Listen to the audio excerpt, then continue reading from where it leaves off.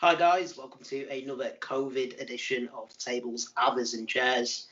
This week's guest, he's been a former referee, he's been a wrestler, he's been the brainwashed member of a cult, and a kung fu master. It is Mr. Shay Purser. Shay, how's it going, man? How's it going, bro? You all good? I'm not too bad. I'd ask what you've been up to, but I think I know what the answer's going to be already. Not much. Yeah.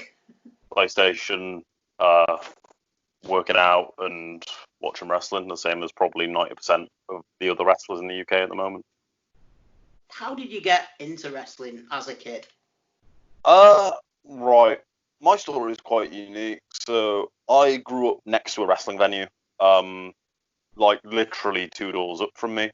And then when I was like 5, 6 years old, I was walking like in my garden, and I looked like I looked at my garden, and I realised you can't see it. I looked like at the back gate and saw massive wrestlers warming up to go and wrestle. So decided, well, I need to go and walk up to them because I'm a 6-year-old child, and what are they going to do about it? So I got some photos with them. They told me to go to the show.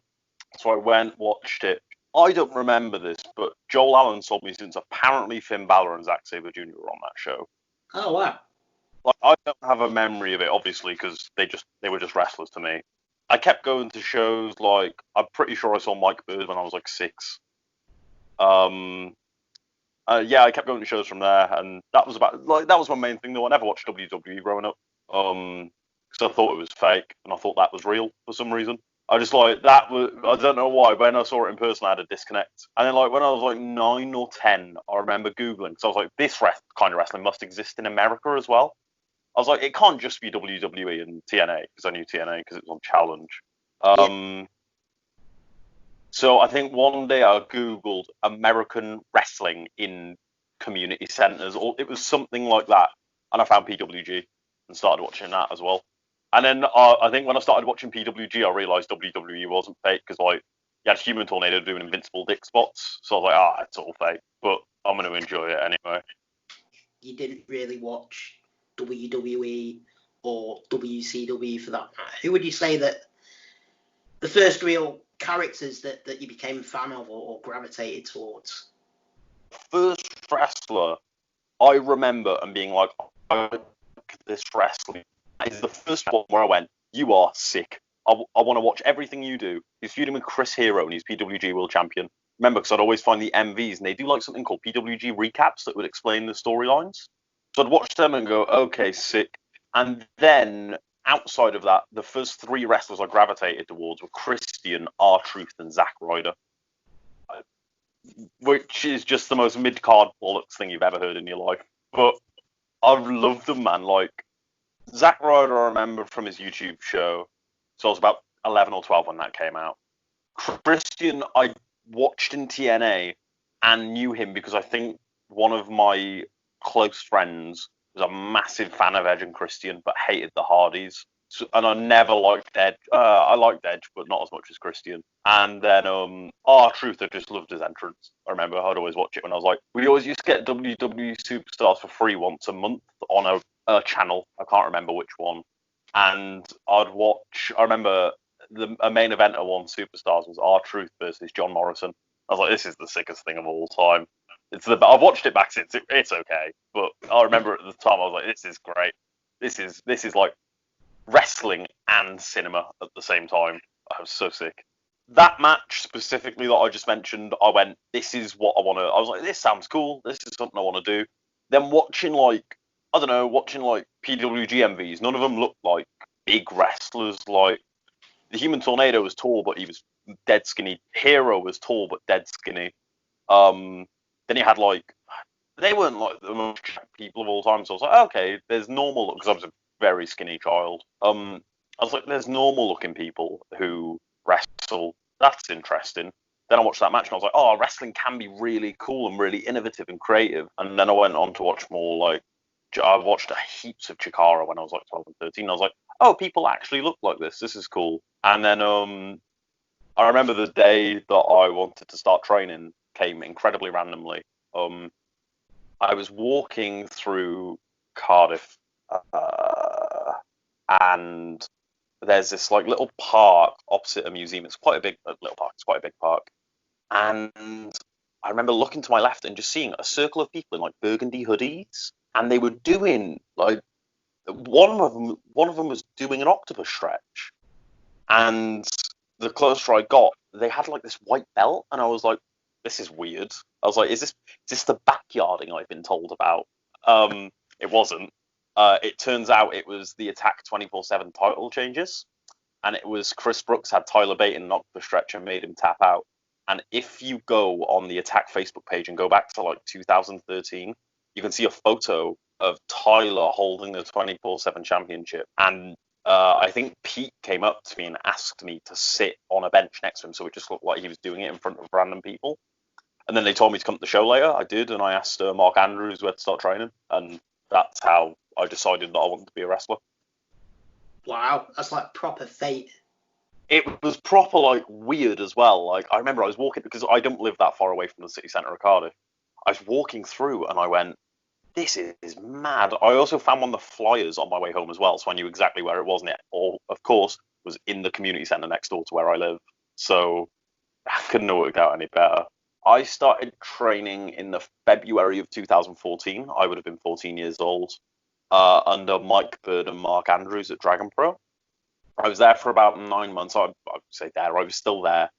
And then what like kick-started me being able to go on shows was I started training with Pete Dunne in the Midlands. Me and Tegan Knox would drive up there every Monday after I finished school. So I'd have like biology, run home, eat like a Lunchables, and then get in a car and drive 3 hours to the Midlands. And then when I started training with Pete, I don't know, everything kind of fell into line a little bit more for me. I refed my first show in February 2015 for Attack in front of 10 people. It's the only Attack show I've ever been to that's drawn badly, because we ran a venue in Middlewich. I think Great Bear used to run there, and we never ran it again. And it was also on Valentine's Day, which didn't help. And then April of 2015, no, March of 2015, Dave Mercy, who runs Pro Wrestling Chaos, wanted a small child to dress up in a monkey mask and get thrown off the top rope to the outside by Gideon. And they'd taken like somewhat of a liking to me because I'd started ring crewing their shows. So, and I think Pete might have given them the go ahead and was like, yeah, just give them a go. And yeah, I got thrown off the top rope to the outside by Gideon dressed up as a blue furry monkey. And then I had my first match the month later against T-Bone. Great place to learn around as well, with all the people that were in and around Attack. You mentioned Pete Dunne, Mark Andrews, people like Chris Brooks. What was the vibe and the general experience of being around guys like that? It was one of the most... I really appreciate when I was put in Attack. I was 15. It was 2015 to 2017, I think, was when I pretty much strictly refed. I started wrestling a little bit more in 2017. And it was one of the most creative atmospheres I've ever been around in my life. It was a fact that it was just like, because all these people were obviously going to become the biggest stars in British wrestling, but no one knew it yet. Like, they were just trying to work out how they'd make it to that next level, and it was just awesome to be around. Like, I legitimately think it was... I think if you go from January of 2015 about like, let's say, December of 2017 or like November of 2016, I think Attack there is the best of British wrestling. I don't think there's anything that's come close to that since. And I'm saying that because I wasn't wrestling. Like, it was legitimately the most entertaining wrestling to watch, incredibly entertaining storylines. Like, don't get me wrong, British wrestling's still great now, but that era encapsulates all of these rising stars just before they became big names, but still doing the coolest things of all time. I think you can watch all of the 2016 stuff on Attack's VOD, and I think some of the 2015 stuff, and I think all the 2017 stuff, definitely. I recommend it to everyone to go back and watch that. It's there's one poignant moment, and it's the walkabout show we did, the first ever one, April of 2016, How to Fall Off a 20-Foot Ladder, it's the best show I ever refereed, by far. so good. It was the combination of like, I think for the people that were running Attack and working for Attack, it was 4 years of hard work. For me, it was a combination of being there 2 years, and I remember thinking, this feels special. This feels like an actual WrestleMania moment. Like, we definitely oversold a walkabout, and it was so incredible to be like a part of. How did you enjoy playing fresh-faced referee Shay Purser to evil child referee Shay Purser? The funny part about that is, I was never meant to turn heel. That match, so the way it came about was, it was a 5-on-5 elimination match, like a Survivor Series match, and there was supposed to be a mystery person for each team. And I think the original plan, but Attack at this time was always being run super last minute. The plan at the time was to have the mystery person on each team be Ospreay and Jimmy Havoc. But Jimmy was doing a presser for ICW because Fear and Loathing was the same day, and Ospreay was just booked elsewhere. So I think I got a message off Chris Brooks about 5 days before the show, and he was like, "Hey, you're gonna wrestle." Then I got a message 2 days before the show, and he went, "Hey, we're gonna turn you heel." And I was like, "Okay, I'm down for that." I loved it though. It was a massive learning experience. It was a nice like bridge between wrestler and referee. I feel like it gave me a nice understanding of how to do things as a wrestler, even though I was still reffing. And I learned a lot in those 2-3 years. Learned quite a lot. It really helped me. Yeah, things that stand out just from a fan's perspective for me was you fanboying over Pete whenever you referee a match of Pete's, like copying his mannerisms and things like that. Yeah, that like is such a. I went back and watched one of those matches the other day. Actually, it was a 6-man tag. It was the Anti-Fun Police against British Strong Style, and man, I honestly forgot I didn't wrestle in that match. I was convinced I was on someone's team, and I watched it back and I was like, no, I was the ref. But it was such like a real like, because anyone that's heard me speak about Pete, I think Pete's the best wrestler in the world. I genuinely do, like, to this day still. I think he's incredible. He's got the best mind for it. And so I think it was like very much drawn from reality, but it was just a very fun experience in my life. Of course, the whole evil referee run that you had in Attack culminated in a 7-star classic with you and Chris Roberts. Loads of people, not just fans, but wrestlers included, have legitimately had that as their match of the year. What were your thoughts going into it, and do you think it delivered? So I got told about it in January of 2017. They were like, this is all leading to you versus Chris Roberts. As soon as I got turned heel, like, we did Mistletoe that year, it finished, and they went, we need a new storyline for Mistletoe. And I think Pete or Chris, I think it was Pete, was like, Shay versus Chris Roberts. We haven't used Chris, and we want to bring him back now. We need to do something with it. And I was like, okay, that sounds good. I'm going to wrestle a man that's never wrestled a wrestling match, and I'm 2 years into my career, and I've had about 30 matches.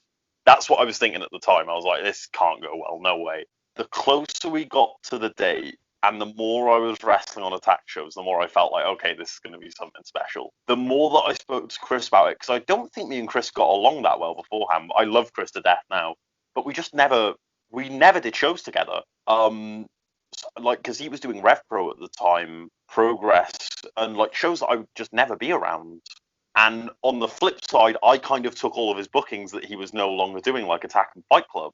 So we'd run into each other in passing, but I didn't know him. And then the more time went on, the more I got to know Chris as like the man, and he's like one of the nicest dudes in wrestling, and really likes to help everyone out. And then we got to the day, and there's one thing about me: if the other person is nervous, I calm down completely. And Chris was nervous. So I was like, this match is going to... I saw he was nervous when we walked in the venue, and I was like, this match is going to be fine. I was like, it's going to be fine. Legitimately my favourite match I've ever had. And I'd like to think that it will be my favourite match I've ever had, even when I retire, because it's so unique to me. I've never, ever been in a wrestling match, been on the floor, and just thought, this is amazing. No, it's happened to me once or twice since. But that there was a very specific moment in that match where Chris Roberts was about to give me a Canadian destroyer, and I was like, if this happens, like all I was thinking was, if this doesn't fuck up, this is my favourite match of all time, and I don't think I'm going to be able to top it. I might retire. And it worked, and I was like, I remember I was laying on the canvas, I was like, just grab the mic and say you're done. Just grab the mic and say you're done. It's not going to get better than this. You've peaked. Not a lot of people know that. Andy Quilden came down to that show to watch it, and he booked me for Rev Pro because of seeing that match. He was like, I'm very. There was a couple of other reasons, but I haven't spoken to him since about it, but I've been told by a couple of people that the two people he wanted to book after watching that show were me and Federales, and we both started in Rev Pro about 5 months later. From a evil referee to a master of Shay Fu. How did that character come about exactly? Right. I'm going to try and speak about this in two different ways because they're very. There's the reason it came about and how it links to everything I've done. So the reason it came about was I was training with Pete one day in, I think it was Fiction. I think they were running Fight Club training in Fiction, and me and a couple of other people went down there.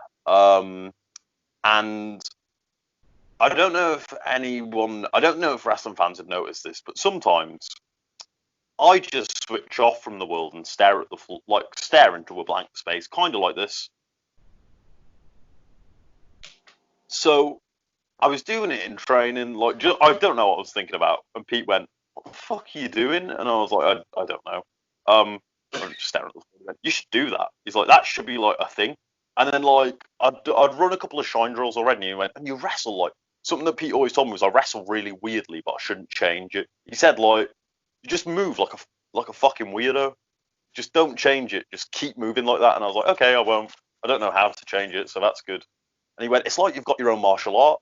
Like you're like this fucking Shay Fu. And I was like, oh yeah, that's.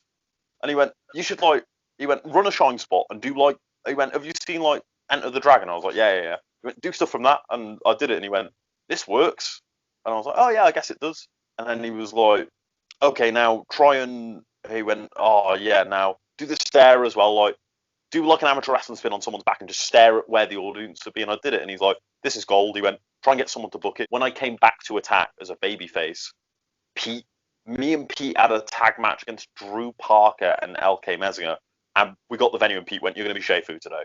He went, buy a gi for the next show. But halfway through the match, there's going to be a moment where you start doing karate and everyone marks out. He went, we're going to lay the seeds here. I was like, okay, sick. The second part that I'm going to discuss is I'm a nerd for storylines and continuity in wrestling specifically. I don't think there's enough of it. I think people just suddenly become things and it doesn't really make any sense. Or I think that wrestling storylines just don't make any sense sometimes. There's companies that are more guilty of it than others. And there are some companies that follow it incredibly well, like Chikara. And the legitimate reasoning behind me becoming Shay Fu, I'll break it down to you now, is I began off as a referee. A referee is not a wrestler. And then I attempted to be a wrestler. This is a very short 6-month period in my career where I wore blue 3/4 Taka Michinoku tights and arm sleeves and did Roman Reigns' spear but bounced off of people. It lasted for 6 months and I only did 2 or 3 places. I think Dragon Pro, Anarchy Pro Wrestling, and a couple of companies in South Wales. And then I was like, okay, I need to bridge the gap between everything now. And I went, what would someone do? And then I was like, of course they think they'd invented their own martial art. I was like, of course, that's what a loser wrestler would do.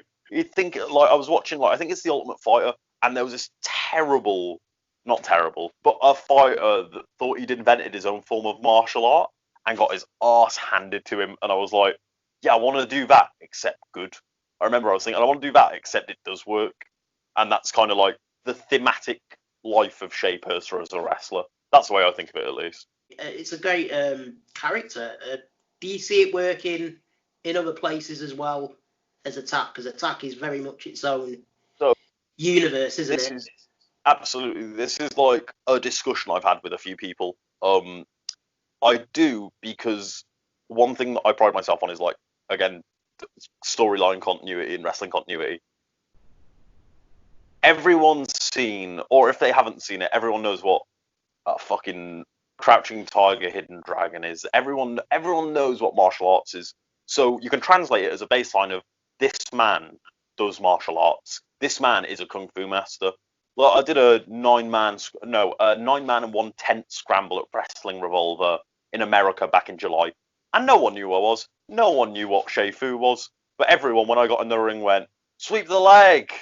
And I was like, okay, that is the base value you can take this gimmick at. I'm probably never going to wrestle. Well, I'm not going to wrestle here again for a long time. I think like if a company want to invest in it, they can. And I think we live in a wrestling society now where there's so many people that want to be legitimate wrestlers and want to wear black trunks and do normal wrestling. That's absolutely fine. I think that's sick. I think people that are good at it are very, very good at it. But we also live in a world where Orange Cassidy exists. Orange Cassidy should not exist like outside of two places. Los Federales Santos Jr. If you actually look at his character, he is the son of a fake Mexican luchador, or sorry, real Mexican luchador, who existed in an attack for a year and is now a part of this hating, fun police regiment. That should not exist outside of Attack Pro Wrestling. That should only make sense in Attack. But it translates well because of the credit to the worker and the fact that wrestling is in itself ridiculous. The next evolution in your Attack career, and that's MShay Ultra. How did that angle all come about? So the Cabal was right. Let me remember. How did that come about? So yeah, the Cabal was debuted in like I think February of 2019, and it got like I remember when it first happened, it got a lot of steam very fast. Like I remember the first tweet that got put out like had something like 1,000 likes, and I was like, oh wow, this is a cool thing. And Pete was booking it at the time, but it was when Attack transitioned bookers a lot over the past year. And they went, we need to put a babyface on this team. And I think the original plan was to turn 5 people. I think one of them was Kid Lycos. I can't remember though. But just the way it works out, I think NXT UK became massive around that time as well, or like became a thing. I think I could have my dates wrong there. So half our roster essentially got taken away, and it had to be like, okay, we're now only turning one person. It's you, Shay. And I was like, okay, that's cool. It was a chance for me to creatively try something different as well. I've never wrestled like that before. I've never been a serious just wrestler, and I actually enjoy that aspect quite a lot.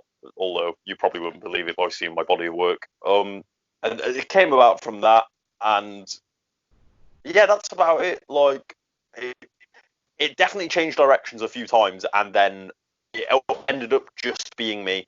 And I was like, okay, this is going to be interesting. But it gave me a chance to wrestle in my first like long form main event matches.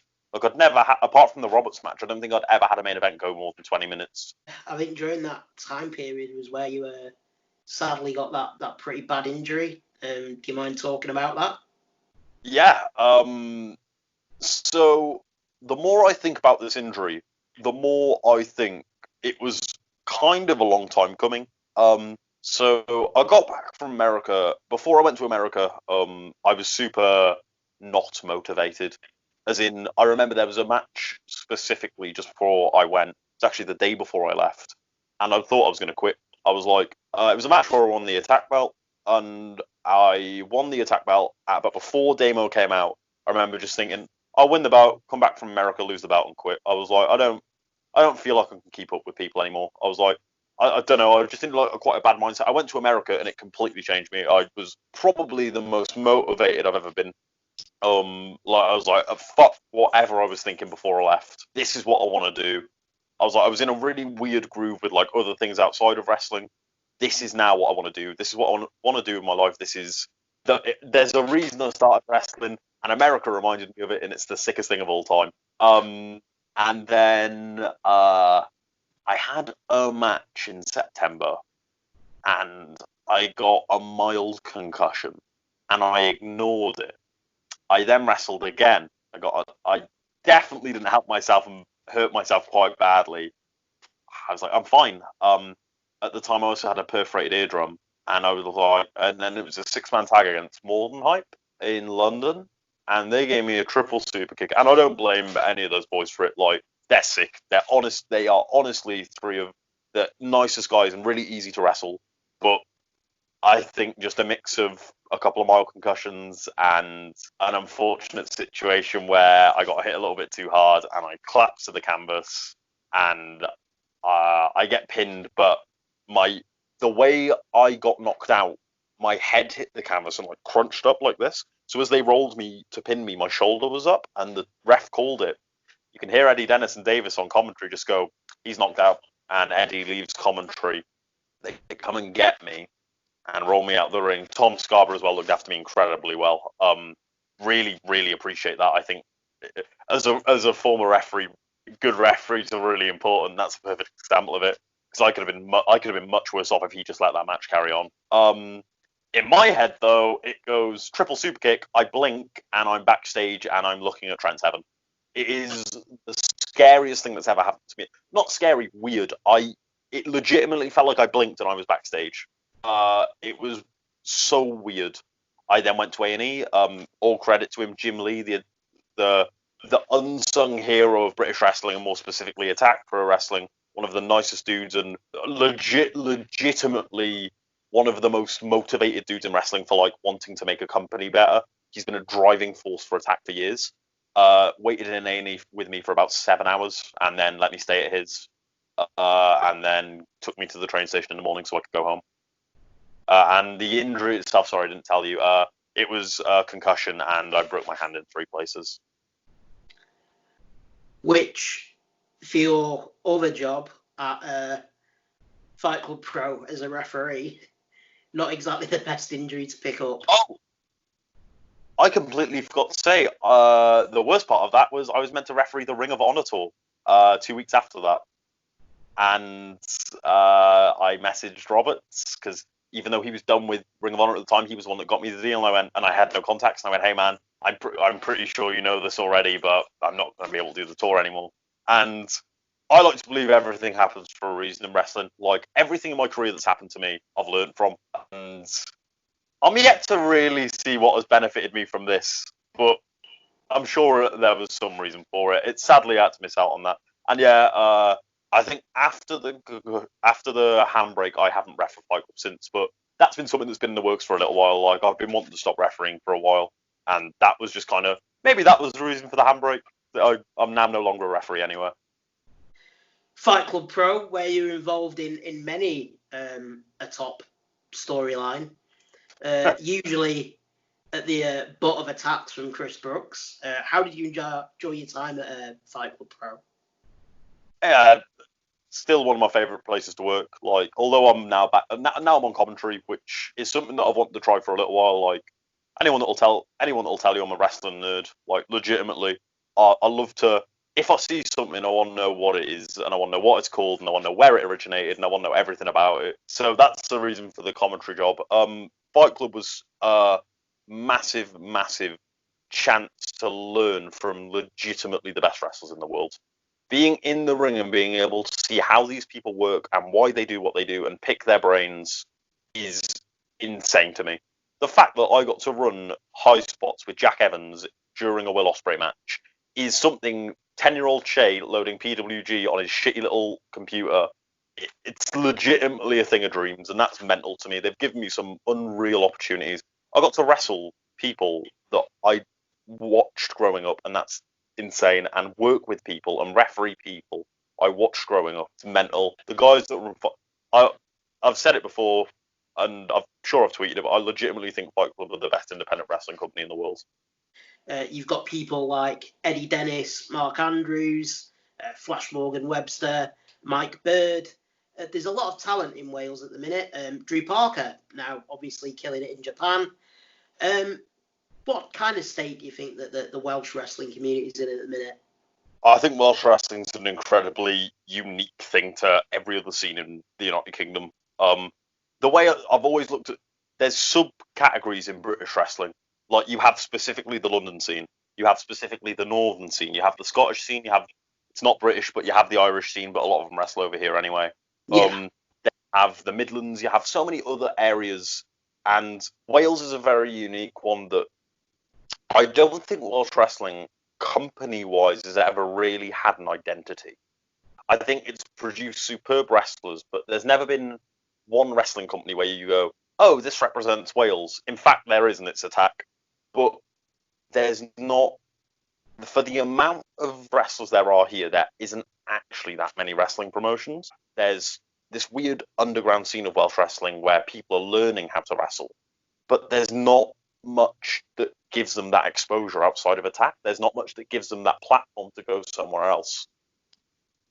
And that's something that I think, well, I'd like to think will change in the next couple of years from discussing it with a few people.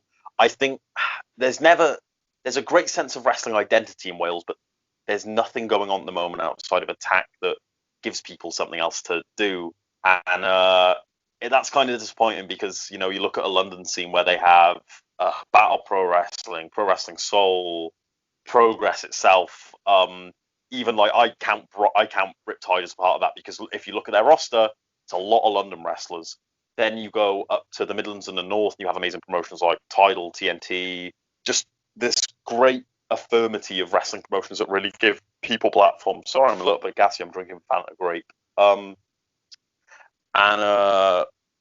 there's not much of that in Wales, but I have a good feeling in the next couple of years there will be.